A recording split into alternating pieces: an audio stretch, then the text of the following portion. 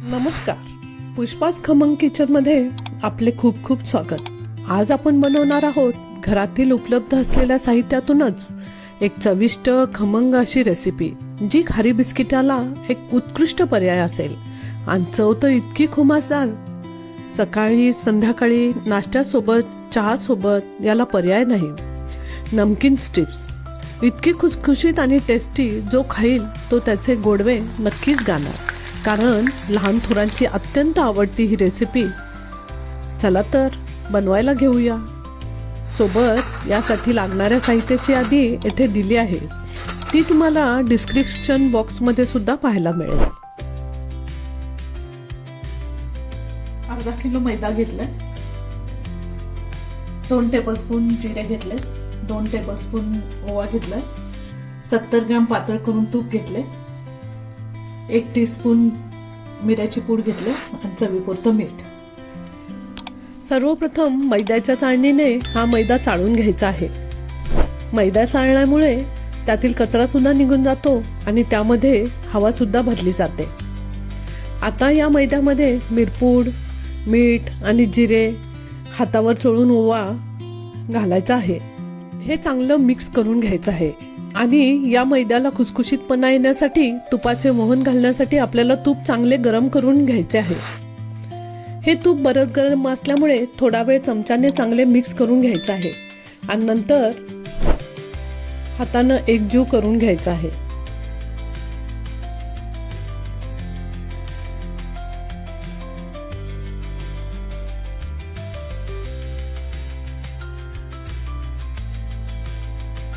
ची मूठ वळली पाहिजे।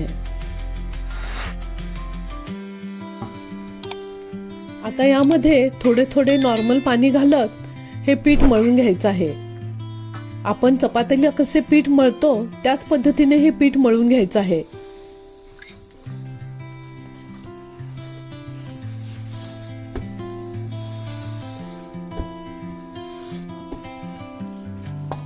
आता याला थोडा वेळ रेस्ट करायला ठेवायचं आहे, म्हणून 15-20 मिनिटांसाठी झाकून ठेवायचं आहे। आता 15 मिनिटं झालेली आहेत, पीठ एक छान मुलायम झालेलं आहे। आता पुन्हा एकदा चांगलं मळून घ्यायचं आहे।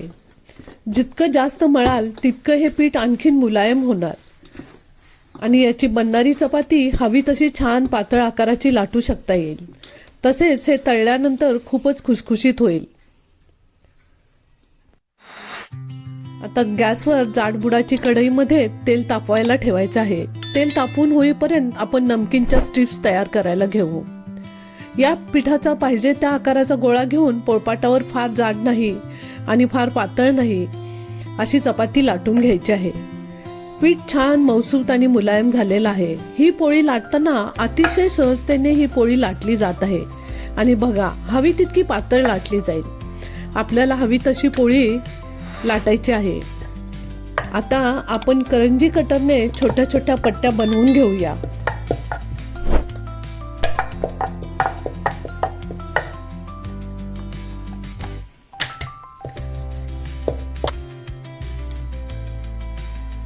व्हिडिओमध्ये दाखवल्याप्रमाणे अशा सर्व पट्ट्या करून घ्यायच्या आहे।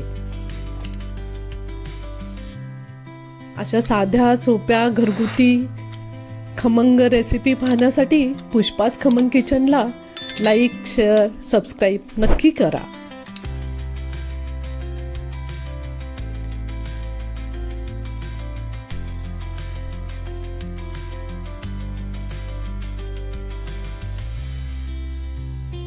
तेल गरम करायला ठेवलं आहे, ते चांगलं गरम झालेलं आहे।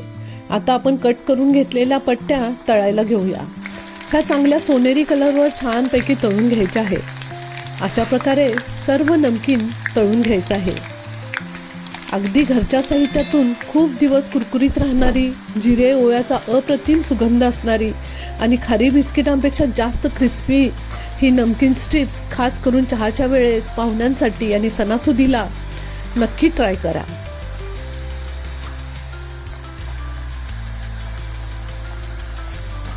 जर तुम्हाला ही कुरकुरीत नमकीन स्टिप्सची रेसिपी आवडली असेल तर व्हिडिओला लाईक करा, पुष्पाच खमंग किचनला सबस्क्राईब करा आणि ही रेसिपी आपल्या मित्र मैत्रिणींना नक्की शेअर करा।